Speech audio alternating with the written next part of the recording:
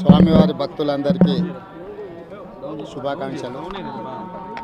తెలంగాణ రాష్ట్ర ప్రభుత్వం ఏర్పడిన తర్వాత స్వామివారి దర్శనం చేసుకోవాలని ప్రయత్నం చేసిన ఎన్నికలు స్థానిక పరిపాలనలో కాస్త సమయం దొరకకపోవడం వల్ల ఈరోజు స్వామివారిని దర్శించుకున్నాం.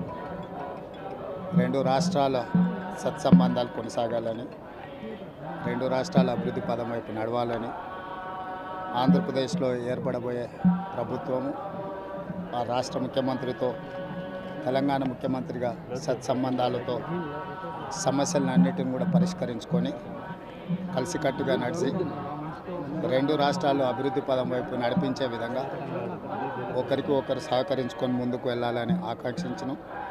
అదేవిధంగా తెలంగాణ రాష్ట్ర ప్రభుత్వం తరఫున కొండ మీద ఒక సత్రం నిర్మాణము, కళ్యాణ మండపం నిర్మించి తెలంగాణ నుంచి వచ్చే భక్తులకే కాకుండా దేశం నలుమూలల నుంచి స్వామివారిని సందర్శించుకునే భక్తులందరికీ కూడా సౌకర్యాలు కల్పించడంలో తెలంగాణ రాష్ట్ర ప్రభుత్వం కూడా భాగస్వామ్యం తీసుకోవాలనుకుంటుంది.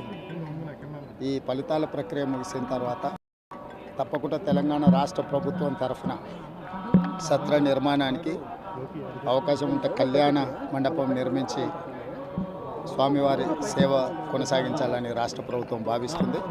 తప్పకుండా తొందరలోనే ఆంధ్రప్రదేశ్ ముఖ్యమంత్రిని కలిసి విజ్ఞప్తి చేసి ఇక్కడ స్వామివారి సేవలో తెలంగాణ రాష్ట్ర ప్రభుత్వం కూడా భాగస్వామ్యం తీసుకోవాలని కోరుకుంటున్నాం. కొండ మీద రాజకీయాలు మాట్లాడకూడదు. తప్పకుండా మంచి వాతావరణం ఉంది, వాతావరణం కూడా అనుకూలించింది. గత సంవత్సరం కరువు వచ్చిన, తాగునీటి సమస్య ఉన్న సమస్యలను అధిగమించి మంచి ఋతుపవనాలు, మంచి కాలం అవుతున్నది. వానలు పడాలి, పంటలు పండాలి, రెండు రాష్ట్రాలు సుభిక్షంగా ఉండాలనే మా ఆలోచన.